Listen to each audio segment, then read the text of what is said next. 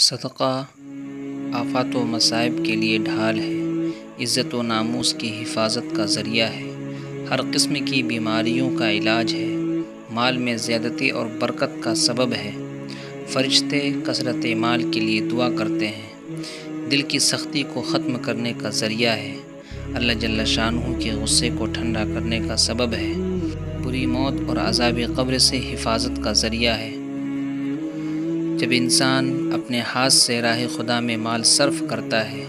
کسی کی مدد کرتا ہے، کسی ضرورت مند کی ضرورت کو پوری کرتا ہے، تو اس کا مال کہتا ہے کہ میں حقیر تھا، تو نے مجھے عظیم بنا لیا، میں فانی مال تھا، تو نے مجھے بقا دے دی، میں تیرا دشمن تھا، اب تو نے مجھے اپنا دوست بنا لیا، پہلے میں تیرے ہاتھ میں تھا، اب میں خدا کے ہاتھ میں ہوں، آج سے پہلے تو میری حفاظت کرتا تھا، اب میں تیری حفاظت کروں گا۔